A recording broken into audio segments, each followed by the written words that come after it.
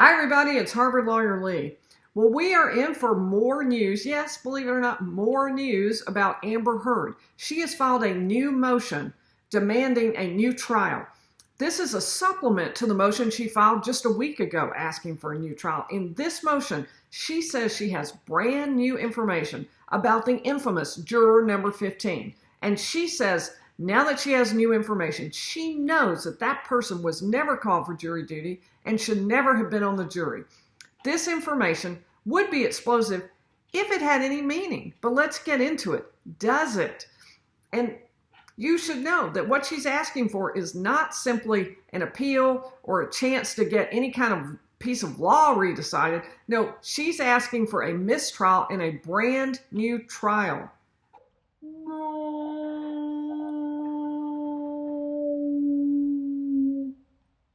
Yes, that is exactly what she is asking for. And it's hard to believe she could possibly want to go through that experience again. It really is just hard to even imagine that she would want that. But here's what she says in her motion. To catch you up on where we were when she filed her first motion. At her first motion, she said that she had discovered that one of the jurors probably wasn't the person who was called for jury duty. What she said was that this person was supposed to be 77 years old, born in 1945. She got that information because before trial, the judge sent out pieces of paper that listed all of the jurors, or she probably sent it electronically, but she sent out that information to both sides. That's part of Virginia law, is that the parties get the list of jurors in advance, 3 days in advance. And so they got this list and they looked at that and found somebody on there who was born in 1945, age 77. But the person who showed up for trial as juror number 15 was, in fact, they said, 52 years old, and somebody who was born in 1970. That means the person wasn't even in the jury pool and therefore couldn't serve. Now, they say they have more information this time, brand new information, that will actually change the way the judge thinks about it. What is it? Let's take a look. They filed a 2.5-page motion giving this new information to the court. Their argument is that if the juror isn't on the list, we get a new trial. And here's what they say. They say that the attached voter registration information lists 2 individuals with the last name blank residing in the same city. What they say is that both of these people with the same name apparently live at the same address. The individuals who appeared for jury duty with this name was obviously the younger one. Thus, the 52-year-old sitting on the jury for 6 weeks was never summoned for jury duty on April 11th and did not appear in the list as required. Can I just take a little bow here? Because if you were with me when I did the first video about juror number 15, take a look at what I said. But there's a whole nother set of explanations that are far more likely. First of all, we don't really know much about the facts at all. We just have Amber's very short summary of it. But secondly, things like, for example, a person who lives with their father and they have the same name, and a jury summons comes and they look at it, they have the same name, they're both John Doe, and they assume it's for the younger person, not for the older person. So you see, that is exactly what I was thinking it might be. That is the most innocuous, harmless possible reason for somebody to show up on the wrong day when they weren't supposed to show up. These people had the same name, they got a jury summons at their home, and they showed up for jury duty. That's being responsible. That's being a responsible citizen. That's not somebody who is trying to horn in on the jury. There is nothing John Grisham novel-like about this, which is what I think Amber was hoping for.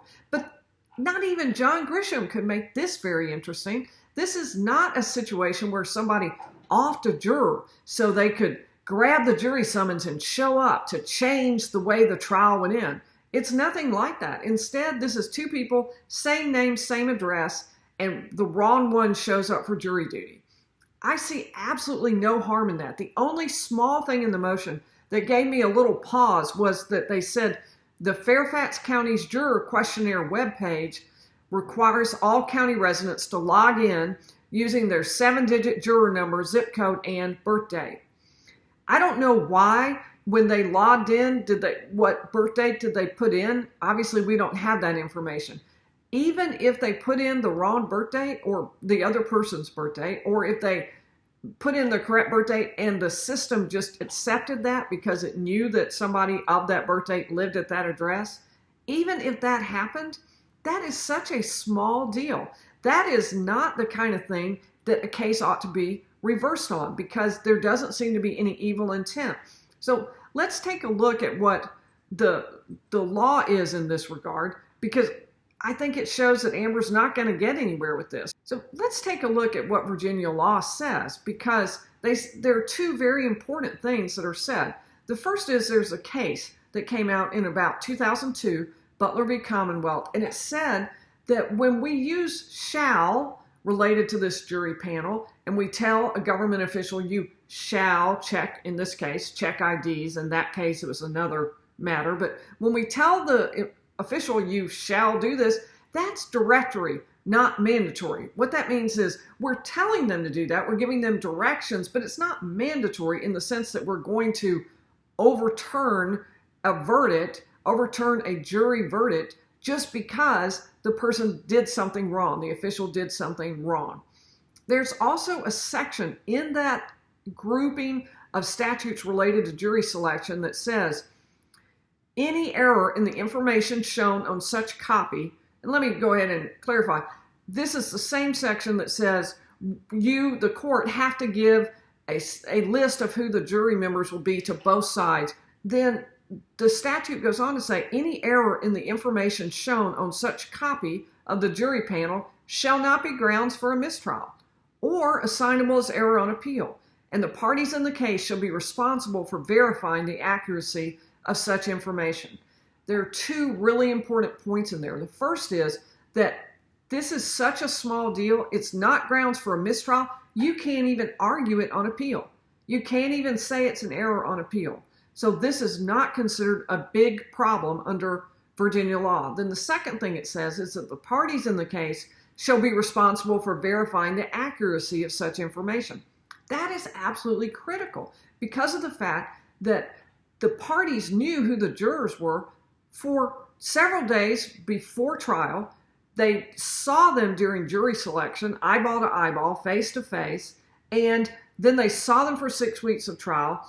And only a month after that did Amber Heard, for the first time, raise the issue that the juror wasn't the one who was supposed to be there.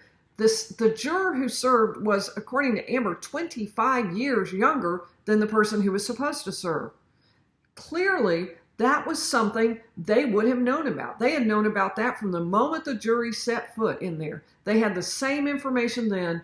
At no point did they raise that to the court. At no point did they say, this is a problem. We believe this is not the right juror. You need to throw him out. You need to get another person in here.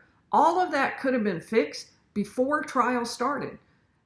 One of the comments I got from my first video on juror number 15, that was the first video when she made her first motion, I got a great comment. It was from Patricia Treeslove, and she said, Amber Heard spent enough time during the trial looking at the jury, so why did they not do something then? I laughed hard when I heard that because it's true. There were a lot of comments about how often and how much Amber Heard looked at the jury. The jury was visible to them. They knew how old that person was. If they believed it was so clear that this was not the same person, they could have said that or raised that at any point in time. I absolutely love the comments, by the way, that y'all make. Please give me comments if you like certain topics, if you like certain formats, you want to see certain topics. I love reading your comments, so please feel free to do that. And I will look forward to seeing you in the next video.